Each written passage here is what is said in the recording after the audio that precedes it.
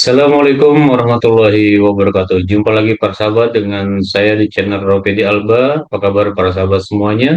Semoga para sahabat semua dalam keadaan sehat walafiat tak kurang satu apapun juga di hari ini.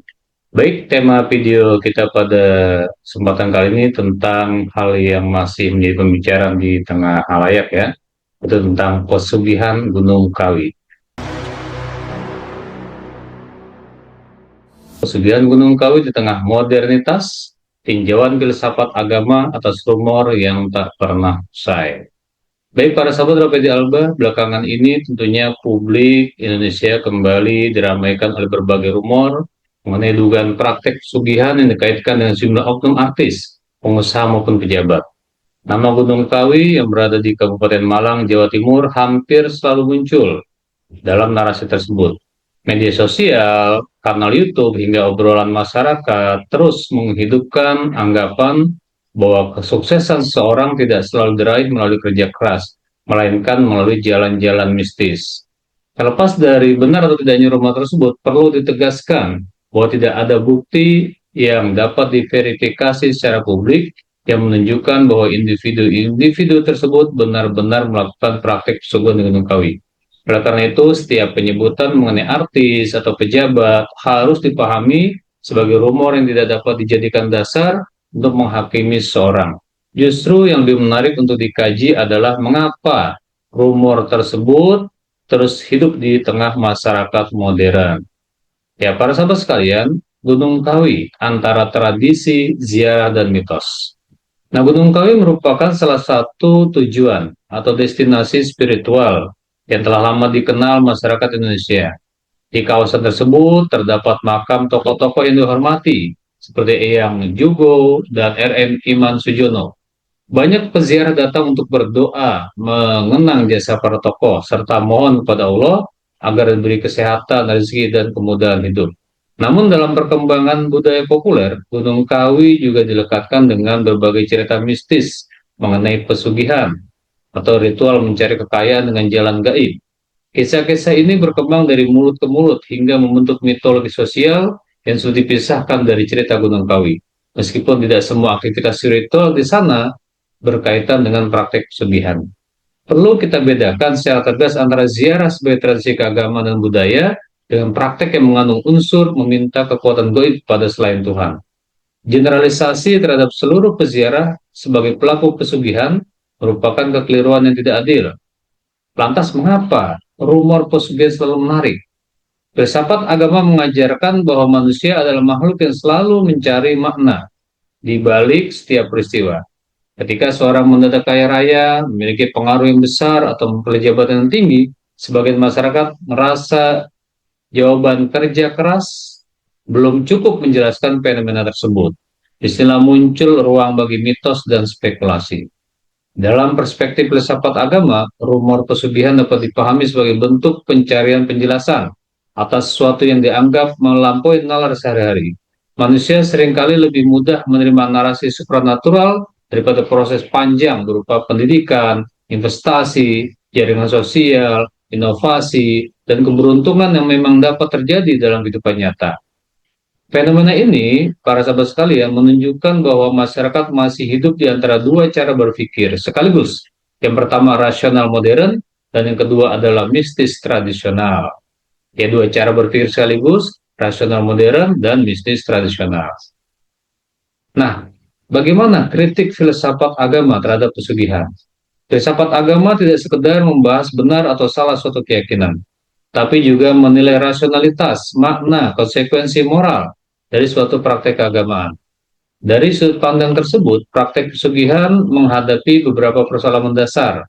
Pertama, pesugihan telah menggeser orientasi religius dari Tuhan menuju kekuatan lain. Ketika seorang meyakini bahwa kekayaan yang diperoleh merupakan perjanjian dengan makhluk gaib, maka pusat ketergantungannya berpindah dari Sang Pencipta pada sesuatu yang diciptakan. Kedua, pesugihan melahirkan etika instan. Kekayaan dipandang sebagai hasil ritual, bukan kerja keras, bukan kreativitas, ya, bukan hasil dari ilmu pengetahuan dan integritas. Yang ketiga, pesugihan melemahkan tanggung jawab moral. Kesuksesan menjadi diperspektifkan sebagai hasil transaksi supranatural, sehingga mengaburkan nilai-nilai kejujuran, disiplin, dan profesionalisme.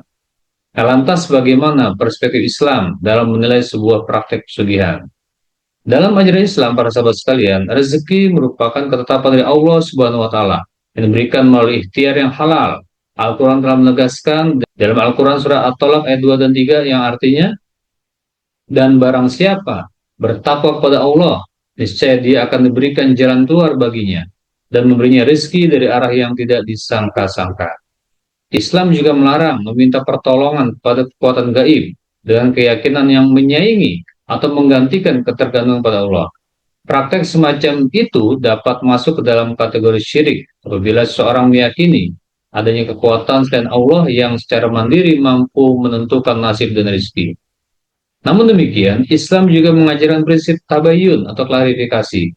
Menuduh seorang melakukan praktik pesugihan tanpa bukti merupakan tindakan yang bertentangan dengan nilai keadilan dan dapat menjadi bentuk fitnah. Lantas mengapa artis, pejabat sering jadi sasaran? Secara sosiologis, tokoh publik merupakan objek yang dapat dijadikan bahan spekulasi. Kekayaan yang besar, popularitas yang tinggi, atau kenaikan karir yang cepat sering memunculkan rasa penasaran masyarakat. Sayangnya rasa penasaran tersebut terkadang berubah menjadi narasi konspiratif yang sulit dibuktikan. Di era media sosial saat ini, rumor dapat menyebar jauh lebih cepat daripada fakta.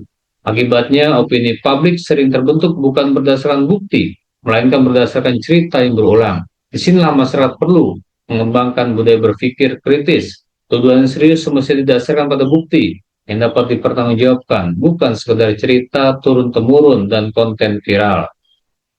Nah, bagaimana cara kita membangun spiritualitas yang rasional, para sahabat sekalian? Spiritual yang rasional. Filsafat agama mengajak manusia untuk membangun keseimbangan antara iman dan akal. Iman dan akal. Spiritual tidak identik dengan mistisme yang menafikan rasionalitas. Sebaliknya, agama mendorong manusia bekerja keras, berusaha yang halal, berdoa, serta menerima dengan penuh tawakal. Kesuksesan seseorang tidak semestinya langsung dicurigai sebagai hasil pesugihan. Sebagaimana kegagalan juga tidak selalu merupakan kutukan gaib. Banyak faktor yang membentuk kehidupan manusia.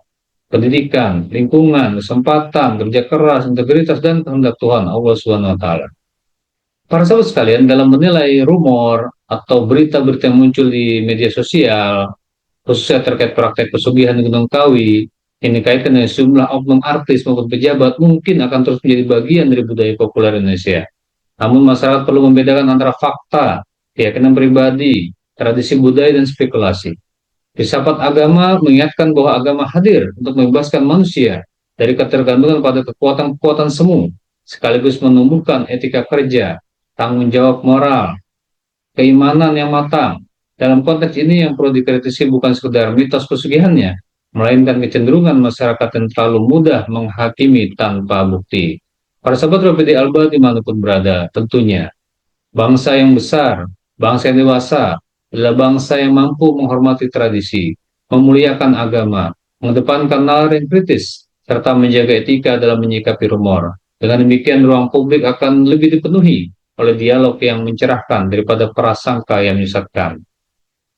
Para sahabat sekalian, ini yang bisa saya jadikan sebagai bahan diskursus ya di ruang publik YouTube saya. Semoga para sahabat dapat tercerahkan, minimal dapat membuka ruang berpikir kita, bahwa dalam menyikapi setiap rumor tidak langsung kita justifikasi sebuah kebenaran, dan tentunya kita berpaling atau kembali kepada apa yang sudah kita yakini sebagai sebuah kebenaran, nilai-nilai moral, nilai spiritual, supaya umat beragama tentunya kembali kepada dasar agama kita masing-masing sebagai orang yang beriman dan bertakwa kepada Tuhan Yang Maha Esa, Allah Subhanahu wa Ta'ala. Demikian sahabat, semoga bermanfaat. Sampai jumpa di video selanjutnya. Jangan lupa like, comment, dan subscribe. Wabillahi taufiq wal hidayah. Wassalamualaikum warahmatullahi wabarakatuh.